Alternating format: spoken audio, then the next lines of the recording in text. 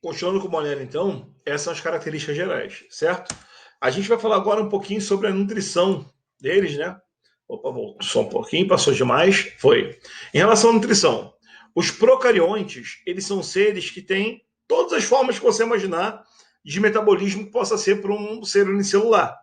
Então, por exemplo, eles podem ser autotróficos, autótrofos, podem ser heterótrofos, ou simplesmente podem ser fotoheterotróficos. O que é isso? Vamos ver com calma aqui, vamos cada coisa de uma vez.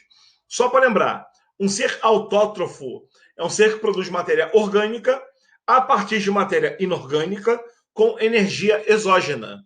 Esse processo pode ser catalisado por energia luminosa, e aí se for por energia luminosa, o ser autótrofo faz fotossíntese, ou por energia química, e aí se for uma energia emitida a partir da oxidação de um elemento químico, peguei uma molécula inorgânica, quebrei, sobrou energia, usei essa energia para produzir matéria orgânica, esse processo se chama quimiossíntese.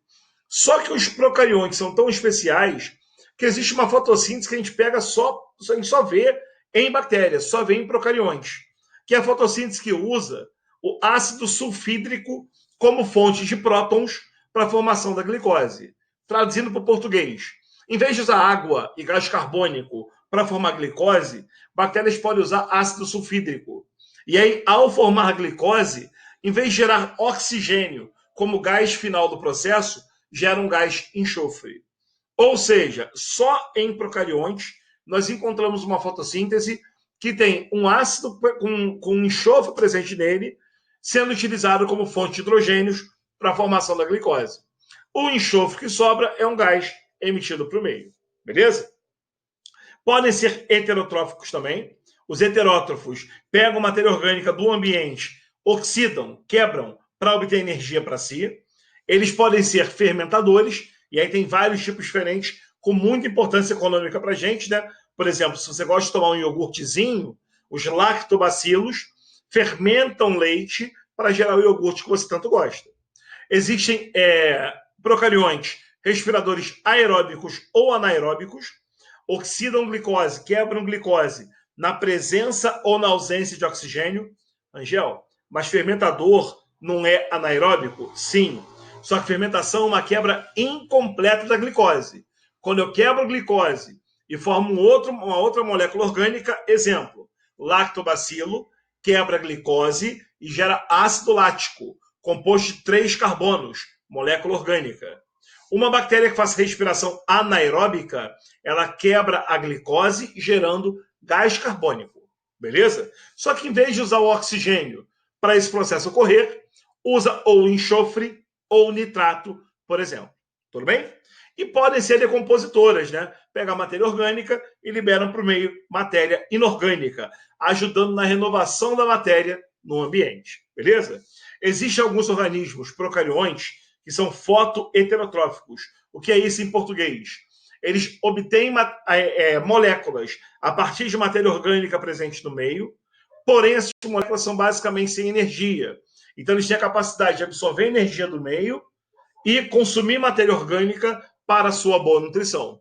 O ser que faz isso é um ser fotoheterotrófico. Nos procariontes, esse processo é existente. Tudo bem? Reprodução de procariontes. Esses caras podem fazer reprodução assexuada ou sexuada. A reprodução assexuada mais famosa é a bipartição. É o que você está vendo aqui. Ó. A célula se alonga, duplica o material genético, gera um prolongamento de membrana entre as duas partes com parede, segmenta, separa o citoplasma em dois e depois se separa em duas células novas. Esse processo se chama bipartição, cisciparidade ou divisão simples, feito pelos seres procariontes em reprodução assexuada. Alguns outros conseguem fazer uma reprodução sexuada, do tipo conjugação, que é uma troca de material genético. Nesse exemplo, está ocorrendo uma transmissão do plasmídio de uma célula bacteriana procarionte para outra. Então, tem uma célula procarionte aqui, com um plasmídio e uma sem. A com o plasmídio é chamada de célula masculina, é o DNA masculino, né? O DNA fonte de informação. E esse plasmídio vai ser passado para um pilus sexual, uma estrutura de comunicação entre membranas, para a outra célula. Aí, ao final, as duas células terão o plasmídio bacteriano. Existem conjugações onde as duas células trocam material genético. Essa é mais comum. O que eu estou mostrando para vocês se chama transmissão, uma forma de passagem de material genético, que também é um processo de reprodução sexuada. Belezinha? Classificação dos procariontes. Olha só.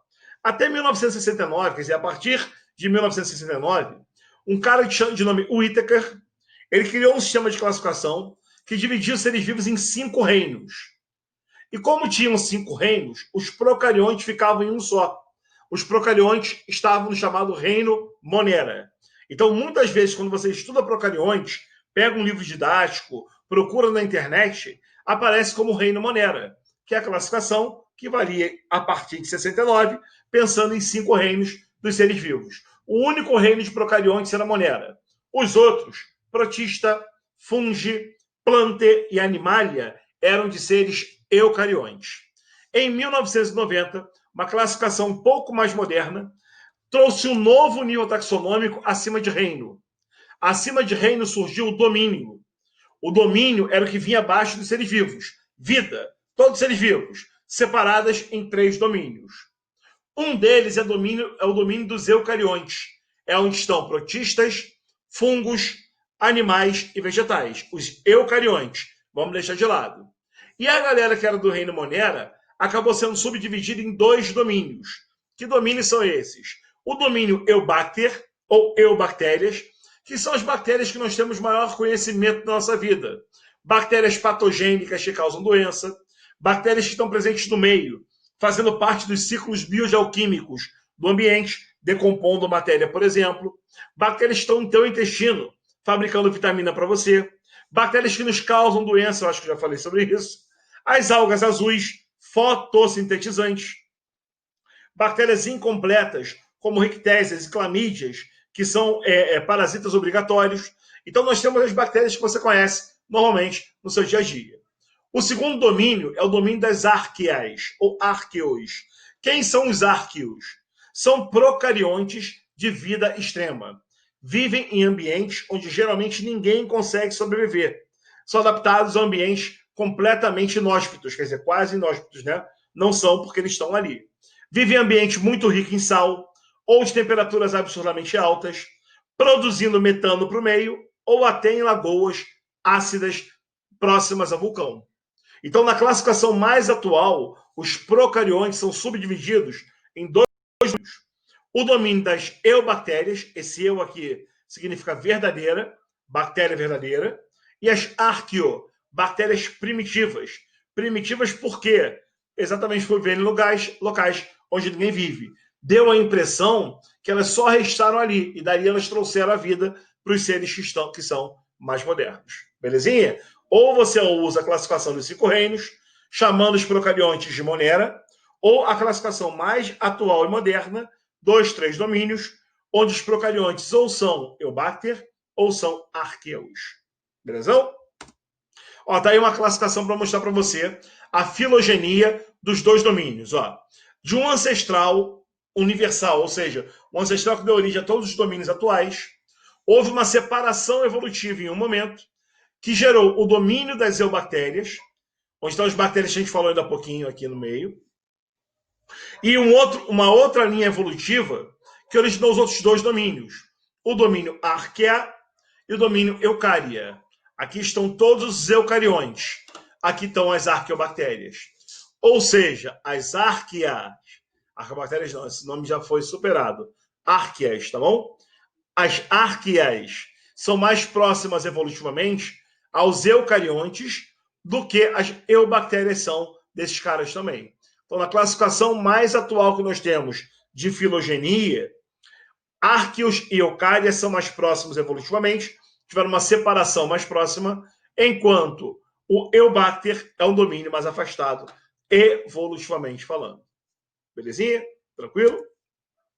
Gente, vamos começar a falar agora dos grupos com calma, cada um deles. Atravessei aqui para o outro lado para atrapalhar um pouco menos. Tá? Vou dar uma meditada, você vai ver um corte brabo no vídeo, mas é só para você é para não ficar muito grandão de você ver de uma vez. Belezinha?